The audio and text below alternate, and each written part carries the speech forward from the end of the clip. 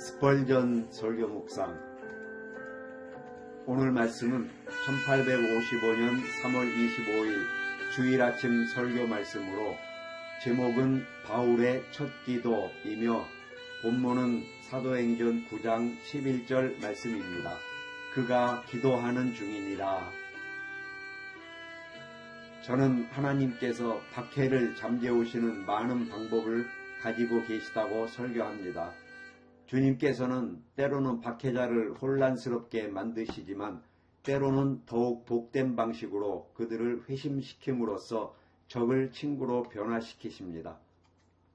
사울의 경우가 바로 그러했습니다. 그는 스데반의 피가 튀었을 정도로 광포한 광신자였으며 그리스도인들을 핍박하기 위해 다메섹으로 향하는 길에서 피에 굶주린 늑대처럼 날뛰었습니다. 그러나 그리스도께서 그의 미친 질주를 막으시고 그를 땅에 엎드러뜨리셨으며 그의 반역적인 마음을 자비롭게 제거하시고 새 마음과 올바른 영을 주셨습니다. 그가 사흘 밤낮을 엎드려 있다가 마침내 일어나 기도하기 시작했을 때 예수님께서는 아나니아에게 나타나셔서 이렇게 말씀하셨습니다. 보라, 그가 기도하는 중이니라. 1. 첫째로 여기에는 하나의 선포가 있었습니다. 보라, 그가 기도하는 중이니라. 이것은 하늘에서 주목받는 사실이었고 천사들에게 기쁨을 주었으며 아나니아에게는 놀라운 일이었고 사울 자신에게도 새로운 사건이었습니다. 가련하고 마음이 상한 죄인이 무릎을 꿇고 한숨과 눈물로 울부짖기 시작하는 바로 그 순간 하나님께서는 그의 기도를 들으시기 시작하셨습니다. 하나님께서는 사울이 사는 거리, 집, 이름, 그리고 그가 기도하고 있다는 사실까지 모두 알고 계셨습니다. 이처럼 우리의 기도는 하늘에서 주목받는 영광스러운 사실입니다. 비록 우리의 기도가 가장 단순한 형태의 말일지라도 그것은 여호와의 보좌에 이르는 가장 숭고한 찬송이며 하나님께서는 우리의 기도를 기억의 책 페이지 사이에 장미꽃잎처럼 간직하십니다. 죄인의 외침은 전보보다 더 빠르게 하늘에 도달하며 주님께서는 우리가 부르기 전에 응답하실 것입니다. 이 사실은 또한 하늘에 기쁨을 가져다 주었습니다. 예수님께서는 방황하는 양을 집으로 데려오실 때 기뻐하셨듯이 보라, 그가 기도하는 중이니라 라고 말씀하시면서 환희의 미소를 지으셨습니다. 천사들도 죄인 한 명이 회개할 때 하늘의 종을 울리며 기뻐하고 우리를 지켜보던 먼저 간 사랑하는 이들도 우리가 기도하는 순간 이중의 복을 누립니다. 하나님의 참된 사역자들인 저희는 한 사람이 주님을 알게 될 때 마치 물에 빠진 사람을 구해내어 그가 숨을 쉰다, 그가 숨을 쉬고 있다 라고 외치는 듯한 기쁨을 느낍니다. 기도하는 사람은 죄와 허물 가운데 죽은 것이 아니라 성령의 능력으로 살아난 것입니다. 더 나아가 이 사건은 사람들에게 가장 놀라운 일이었습니다. 아나니아는 놀라서 두 손을 들었습니다.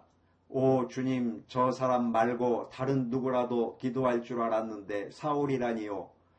하나님께서는 세상의 지혜와 다이아몬드 대신 조약돌 같은 사람들을 택하셔서 가장 더럽고 비열한 자들을 성도로 빚어내십니다. 우리가 그리스도인이 되었다는 사실 자체가 아나니아가 느꼈던 것과 같은 놀라움을 자아내는 기적입니다.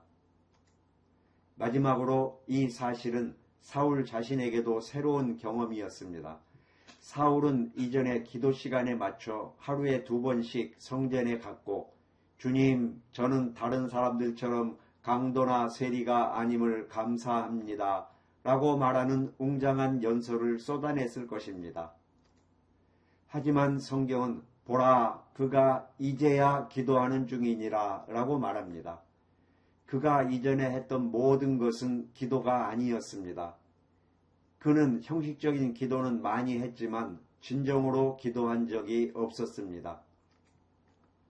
하나님께서는 라틴어나 운문으로 된 말을 듣지 않으시며 오래된 기도서를 사용하는 형식적인 행위도 무시하십니다. 영혼에서 우러나오는 단 한 번의 진심 어린 기도가 수만 가지 형식보다 낫습니다. 입과 머리에서만 나오는 기도는 하나님께서 싫어하시며 마음 깊은 곳에서 나오는 기도를 사랑하십니다. 둘째로 여기에는 하나의 논증이 있었습니다. 이는 보라 그가 기도하는 중이니라. 이것은 첫째, 아나니아의 안전을 위한 논증이었습니다. 아나니아는 사울에게 가는 것을 두려워했지만 하나님께서 그가 기도하고 있다는 말씀을 듣자 안심했습니다. 진실한 기도의 사람이라면 그를 해치지 않을 것이기 때문입니다.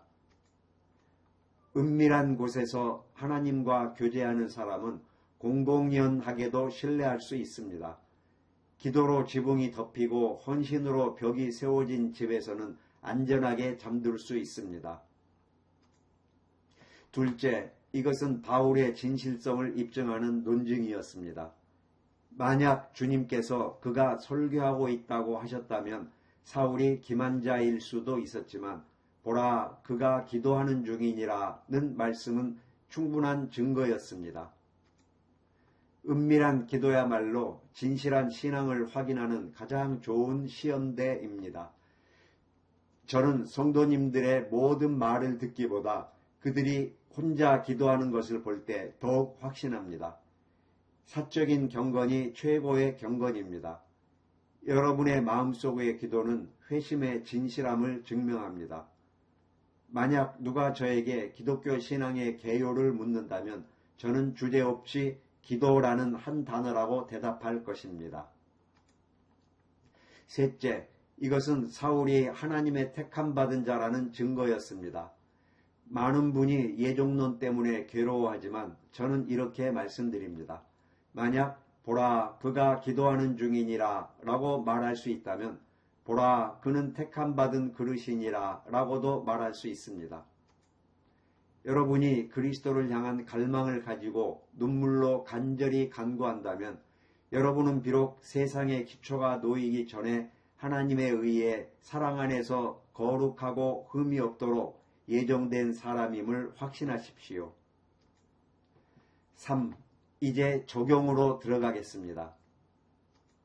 첫째, 하나님의 자녀들에게 드리는 말씀입니다.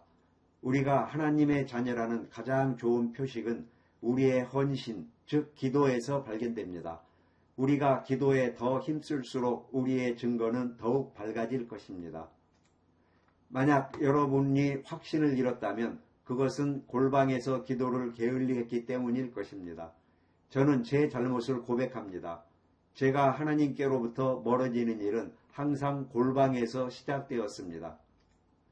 행복하고 승리하는 그리스도인이 되기를 원한다면 기도에 힘쓰십시오.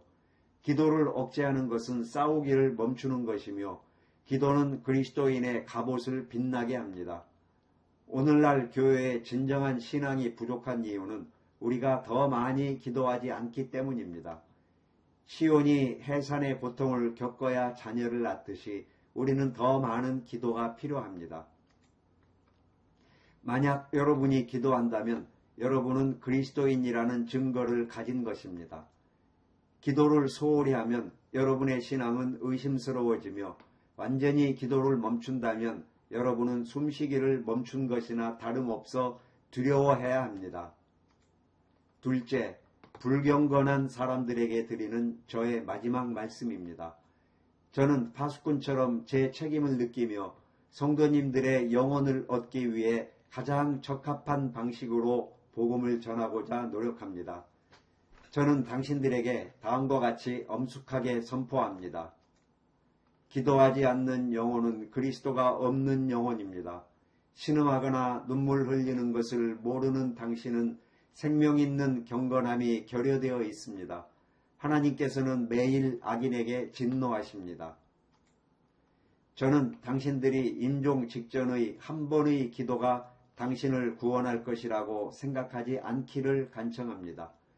임종 시의 기도는 대개 위선으로 찍힌 주화로서 하늘에서 통용되지 않습니다. 만약 당신이 지옥에서 발견된다면 지옥 중의 지옥은 그것이 영원하다는 생각일 것입니다. 그곳에 고문하는 쇠사슬에는 영원히가 새겨져 있고 그들이 울부짖을 때 메아리는 영원히라고 외칠 것입니다. 영원한 고통에서 벗어나 복된 자들 가운데 들고 싶다면 천국으로 가는 길은 오직 기도를 통해서만 발견될 수 있습니다. 하나님께 기도하고 성령을 위해 간구하며 자비의 보좌에 간구하십시오. 주님께서는 자비롭고 긍휼이 많으심으로 우리가 돌아와 살기를 바라십니다. 기도는 하나님께서 우리에게 주시려는 복을 전달하도록 정해진 통로입니다. 그리스도인들은 사는 동안 기도해야 합니다. 오직 기도하는 동안에만 그들은 살아있기 때문입니다.